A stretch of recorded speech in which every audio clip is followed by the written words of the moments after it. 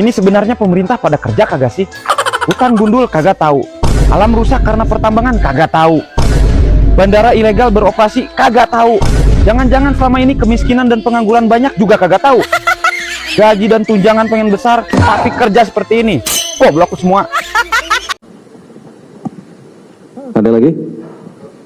Silakan, dua orang. Siang, Bapak-Bapak sekalian, Tifal dari Kompas TV mau mengonfirmasi juga soal heboh fenomena pengibaran bendera putih di beberapa daerah, terutama di Aceh Tamiang dan Biren, dengan alasan bantuan masih belum merata dan belum mendapatkan bantuan prioritas, terutama pangan dan juga air bersih begitu.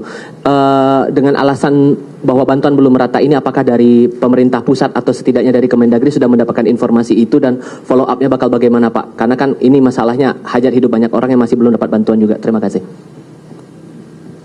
Baik, terima kasih. Ya, selamat siang Berikutnya. Pak. Ya, selamat siang Bapak-Bapak, Dita dari JPNN. Pak, ada dua pertanyaan. Yang pertama tadi mempertegas pertanyaan Bang Gadi. Kemarin itu Pemkot Medan mengembalikan 30 ton beras bantuan dari Uni Emirat Arab. Apakah karena katanya salah satunya belum ada status bencana nasional, jadi bantuan harus dikembalikan, ini seperti apa Pak? Lalu yang kedua, Pak Tito mungkin mau follow up. Kemarin Bapak Tito bilang pemerintah masih mempelajari, pemerintah Aceh meminta bantuan ke UNDP dan UNICEF Pak. Mungkin ada updatean terbaru Pak terkait permintaan dari Gubernur Aceh ini Pak. Terima kasih.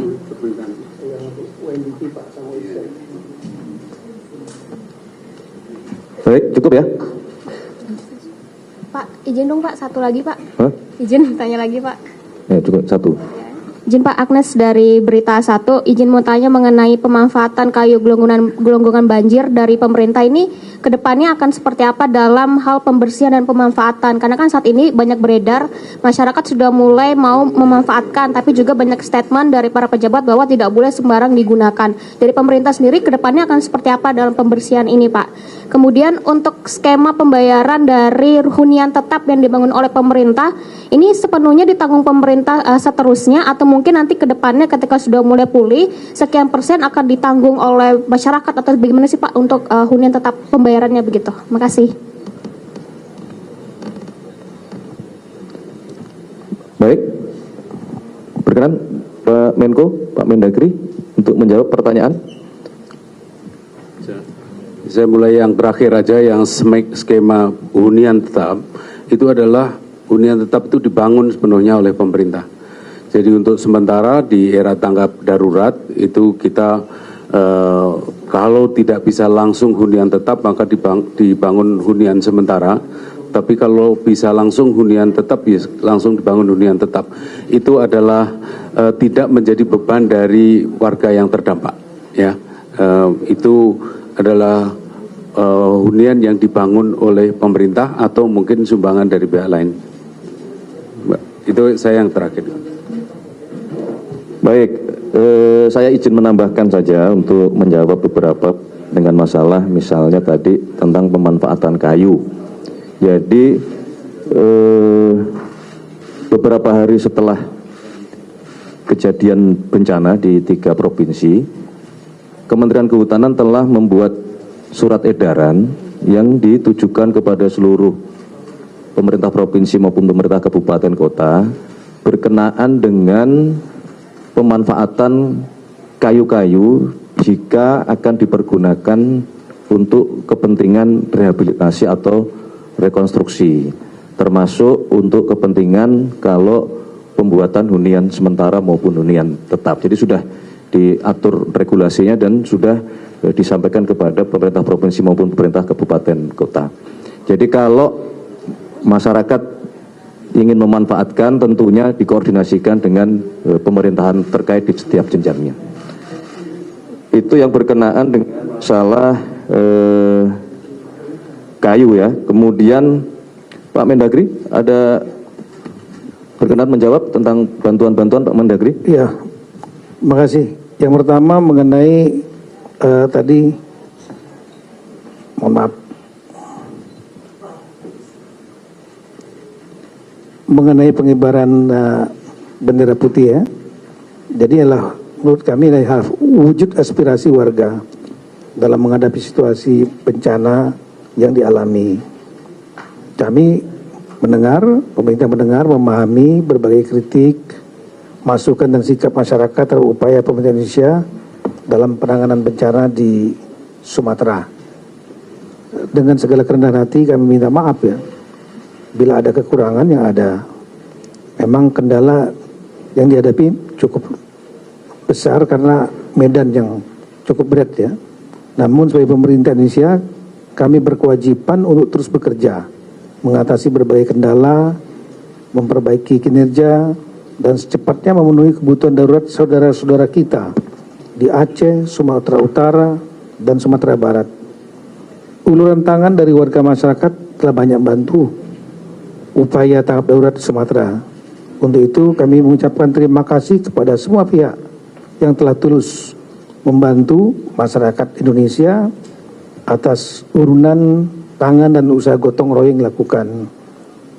Kita terus bersama-sama dalam bingkai soliditas kebangsaan dan kemanusiaan untuk segera memulihkan.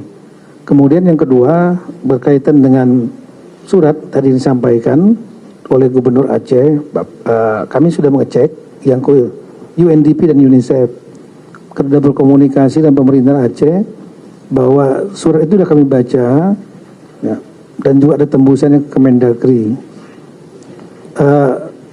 Surat itu ditandatangan barcode, jadi tandatangan elektronik ya.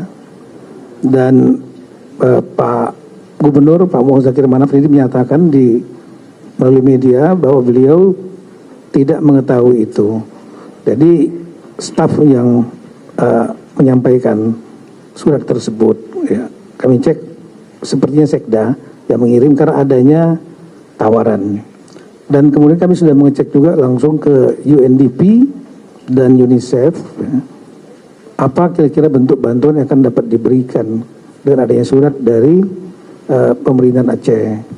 Nah, yang paling mungkin kalau tidak diterapkan dalam status bencana nasional adalah counseling, terutama untuk anak-anak dan wanita. Nah ini yang sedang kita bicarakan dalam bentuk counseling yang bentuknya seperti apa, sebanyak apa, sebesar apa, itu yang akan kita pertimbangkan. Tapi itu kira-kira komunikasi sudah kami lakukan baik dengan pemerintahan Aceh maupun dengan UNDP dan UNICEF. Kemudian berkaitan dengan tadi ada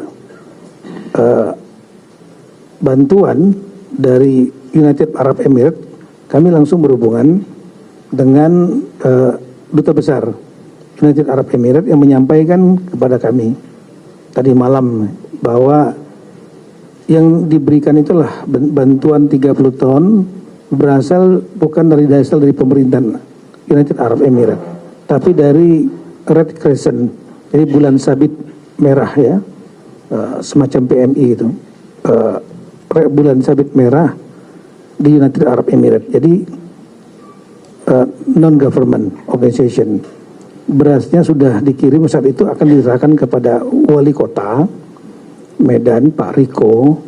Namun kemudian Pak Riko menyampaikan belum ada kejelasan mengenai mekanisme penerimaan dari internasional. Dipikir oleh Pak Wali Kota inilah dari pemerintah, government to government, yang belum ada mekanismenya. Sehingga kemudian beras ini diserahkan kepada, atas kesepakatan, kemudian diserahkan kepada Muhammadiyah Medical Center. Dalam rangka bencana ini Muhammadiyah membuat suatu center untuk kemanusiaan di Medan, dan itu beras ini sekarang sudah ada di tangan Muhammadiyah, dan nanti Muhammadiyah yang akan membagikan kepada masyarakat. Kami kira demikian. Terima kasih. Baik, ada tambahan dari Bapak Kapolri, dipersilakan.